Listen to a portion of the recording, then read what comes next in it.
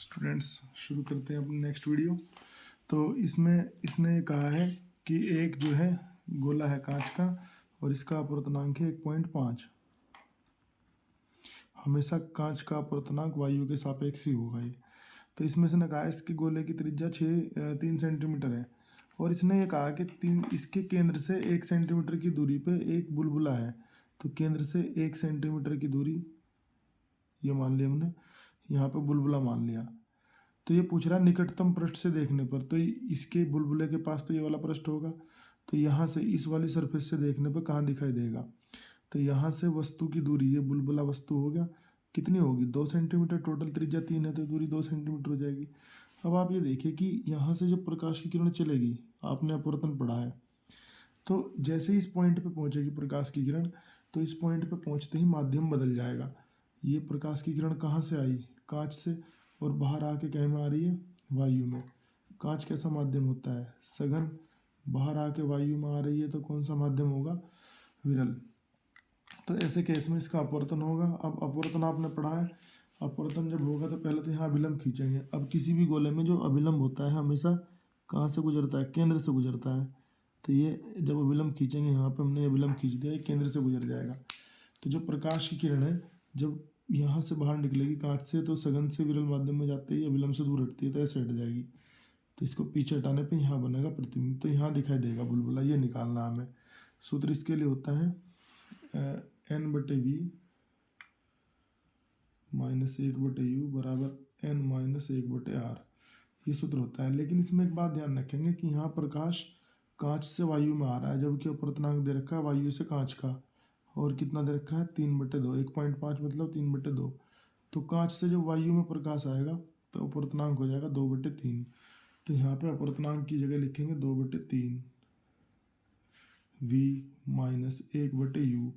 वस्तु की दूरी होगी 2 बराबर 2/3 - 1/R दे रखा है 3। इसको हल करेंगे, 2/3 V बराबर ये 1/2 उधर ले जाओ, यहाँ पे ये बचेगा -1/3 और 3 पहले से यहाँ पे। इस पूरे को सोल्व करोगे तो -1/3, तो कितना रह जाएगा -1/9। हल करेंगे तो ये आएगा 7/18। अब यहाँ 3 से इसको काटोगे, 3 × 18, तो इसको सोल्व करोगे तो 2/V बराबर 7/6। इसको हल सोल्व करोगे तो V बराबर 12/7। इसको हल करोगे तो 7 × 7 कितने बचेंगे, 5, 7 × 7 = 49। तो उत्तर आ गया 1.7 सेंटीमीटर पे बनेगा जो प्रतिबिंब होगा। इसके बाद इसमें जो नेक्स्ट क्वेश्चन है वो ये पूछ रहा है कि नाभिकीय विखंडन अन्योन्यप्रेरण क्या है, ये आपने पढ़ रखा है, इसकी परिभाषा पूछ ली है।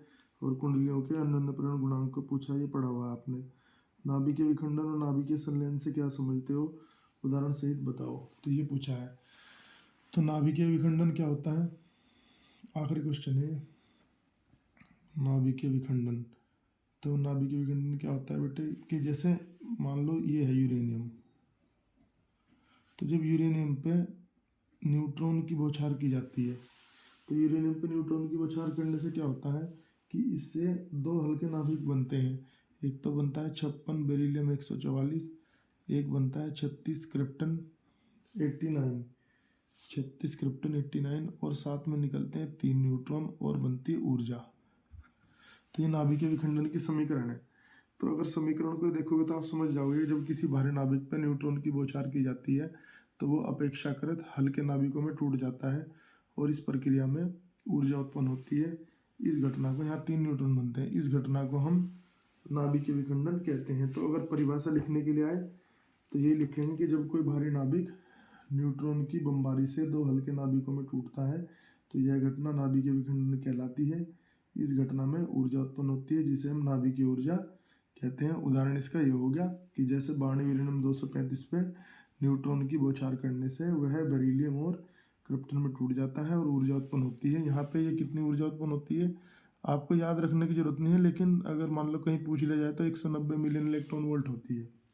इसके बाद बारी आती है नाभिकीय संलयन की। तो नाभिकीय संलयन इससे उल्टी घटना है, नाभिकीय संलयन, संलयन मतलब जुड़ना। तो नाभिकीय संलयन इससे उल्टी घटना है। नाभिकीय संलयन में क्या होता है कि जब कोई हल्का नाभिक जब दो या दो से ज़्यादा हल्के नाभिक आपस में जुड़ जाते हैं तो उनके आपस में जुड़ने से एक भारी नाभिक का निर्माण होता है। इस घटना को हम नाभिकीय संलयन कहते हैं। तो नाभिकीय संलयन में क्या होता है, ये इससे उल्टा है, इसमें नाभिक आपस में जुड़ते हैं। जब दो या दो से अधिक हल्के नाभिक परस्पर संयोग करके एक भारी नाभिक बनाते हैं तो यह घटना नाभिकीय संलयन कहलाती है। लेकिन नाभिकीय संलयन नॉर्मली हो नहीं पाता है। नाभिकीय संलयन के लिए बहुत अधिक टेम्परेचर और बहुत अधिक जो है दाब की जरूरत पड़ती है। तो प्राकृतिक रूप से ये संभव नहीं है। ये सूर्य की सतह पर हो सकता है, सूर्य की सतह पर नाभिकीय संलयन होता है।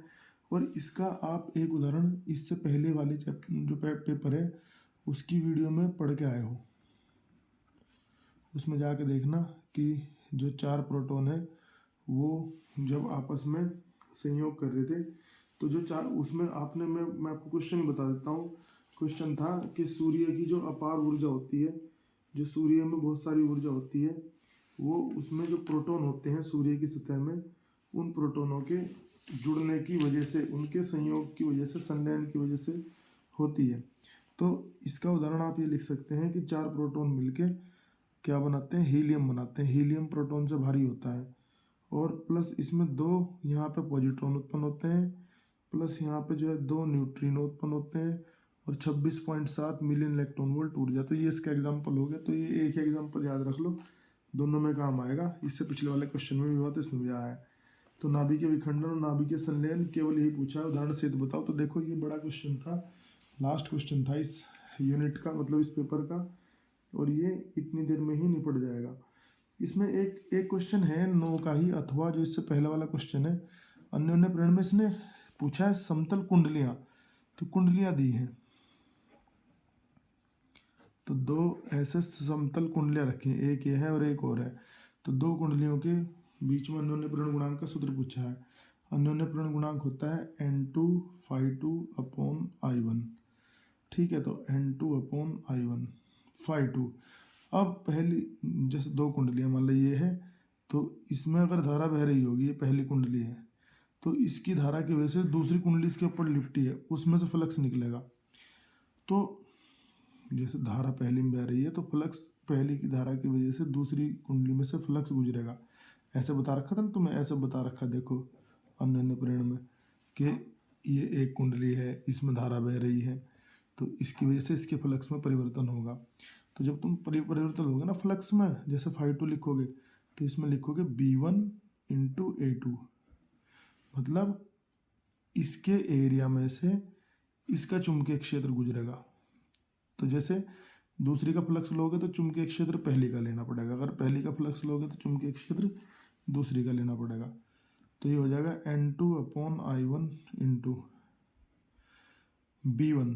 किसी कुंडली का जो चुंबकीय क्षेत्र होता है, सूत्र पढ़ाया तुमने, μ0I1/2R1 इंटू A2।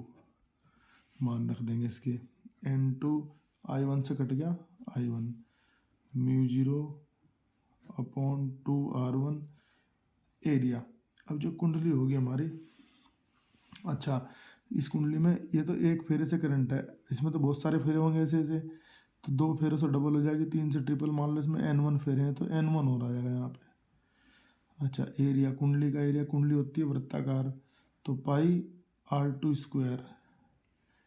तो ये आपका फाइनल फॉर्मूला आ गया, μ0π/2R1 into R2² into N1 into N2। तो ये 2 कुंडलियों के बीच में अन्योन्य प्रेरण का फॉर्मूला हो गया।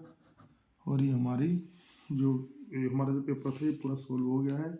इससे बाद की जो वीडियो है हम इससे अगले सेट की लेकर आएंगे। Thank you very much.